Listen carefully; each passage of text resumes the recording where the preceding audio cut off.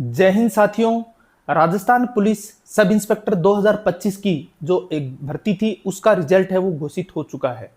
इस परीक्षा में 20 गुना अभ्यर्थी है वो क्वालिफाई नहीं हुए, 1744 अभ्यर्थी हैं वो डिस्क्वालीफाई कर दिए गए।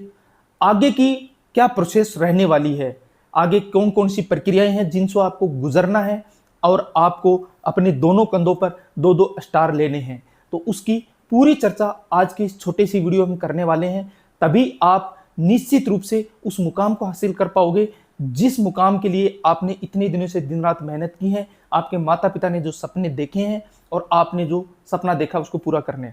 सबसे पहले हम चर्चा करते हैं, यह एग्जाम 2026 में आयोजित हुई। रिकॉर्ड समय में आरपीएससी ने इसका रिजल्ट है वो घोषित कर दिया। बहुत से अभ्यर्थी बोल रहे हैं कि सर इसकी कट ऑफ अभी तक जारी नहीं हुई, क्योंकि यह परीक्षा 3 चरणों में पूरी होती है। पहले रिटन एग्जाम, दूसरा फिजिकल और तीसरा इंटरव्यू।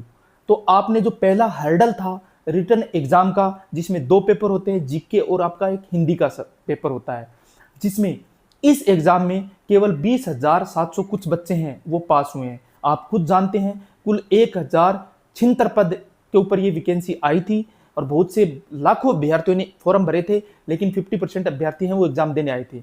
इसका जीके का पेपर इतना टफ था कि आरपीएससी को कट ऑफ जारी करने की जरूरत नहीं पड़ी इस सेकंड स्टेज के लिए, क्योंकि फर्स्ट जीके के पेपर में बहुत से बच्चों के क्वालिफाइंग मार्क नहीं आए। जो 40% का जो खोप है वो आज भी बच्चों के बना हुआ है और बच्चे सब कुछ करने के चक्कर में वो 40% के क्राइटेरिया को भी पार नहीं कर पाते।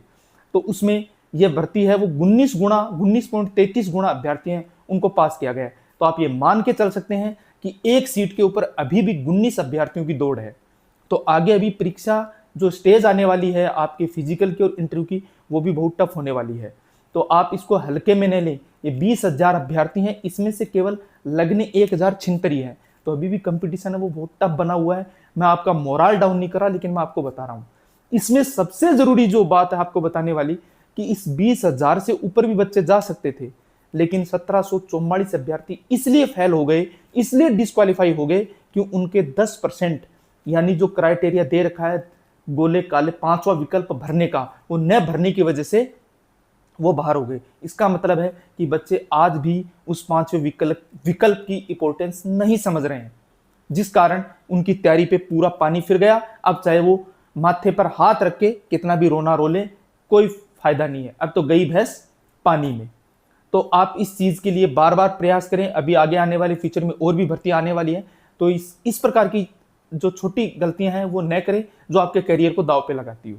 अभी हम चर्चा करते हैं कि सर ये 20,000 अभ्यर्थी हैं जिनमें से फिजिकल स्टैंडर्ड, मैं आपको बता दूं बहुत से मेरे ऐसे साथी जानकार है, क्योंकि मैं इस डिपार्टमेंट में हूं तो इसलिए मुझे पता है, वो मुझसे संपर्क भी करते हैं। तो अभी जो 20,000 कैंडिडेट हैं ये दिन रात एक करें। किस लिए? क्योंकि सुबह और शाम फिजिकल जो स्टैंडर्ड निर्धारित किया गया है आरपीएससी के द्वारा, जो एक फिजिकल किसी भी बेल्ट फोर्स में जाने के लिए जो फिजिकल स्टैंडर्ड है मेल और फीमेल का, चाहे वो रनिंग हो, चाहे लॉन्ग जंप हो, चाहे हाई जंप हो, चाहे चिनअप हो, चाहे गोला फेंक हो, जो भी इवेंट इसमें होने वाले हैं उन इवेंट की आप प्रॉपर तैयारी कीजिए। यदि आपने इससे पूर्व एग्जाम फिजिकल स्टैंडर्ड का टेस्ट दे रखा है पीएसटी का, तो आपको पता है कि क्या क्या स्टेज होने वाली है आपके पीएसटी में। तो ये 20,000 प्लस जो कैंडिडेट हैं, अगर वो सेल्फ कर सकते हैं अपनी प्रैक्टिस तो सेल्फ कीजिए, अन्यथा आज के समय हर डिस्ट्रिक्ट लेवल पे और बहुत सी कोचिंग है वो फिजिकल अकेडमियां खुली हुई हैं, तो उनमें जाइए, क्योंकि वहाँ ट्रेनर अवेलेबल होता है, वो आपको अच्छे से प्रिपरेशन करवा सकता है।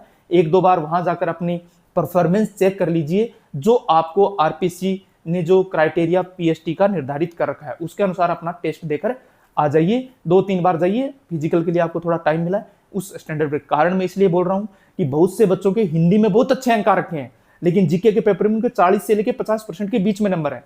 तो आपको पता है कि दोनों को मिलकर नंबर बनेंगे।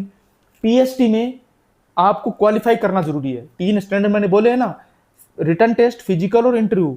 इन इंटरव्यू तक पहुंचने के लिए जो पीएसटी वाला है इसको आपको पार करना जरूरी है। ये एक हर्डल है, इसके नंबर नहीं जुड़ेंगे, लेकिन आपको पास होना बहुत जरूरी है, तभी आप इंटरव्यू दे पाएंगे, डॉक्यूमेंट वेरिफिकेशन करा पाएंगे और मेडिकल कर पाएंगे और ट्रेनिंग सेलेक्ट होने के बाद ट्रेनिंग करने जा सकते हैं। तो आपको पीएसटी को हल्के में नहीं लेना है। और बहुत से बच्चे जो पढ़ाई में अच्छे होते हैं उनका फिजिकल कमजोर होता है, और जिनका फिजिकल अच्छा होता है, रिटर्न बिल्कुल औसत होता है, वो बच्चे हैं सेलेक्ट हो जाते हैं। तो इसको अच्छे अंक आ रखें, वो अपने पीएसटी पे थोड़ा सा ध्यान दे, फिजिकल पे ध्यान दे। मैं मेल और फीमेल दोनों के लिए बोल रहा हूँ। बहुत अच्छा सुअवसर है, 1076 पद बहुत होते हैं।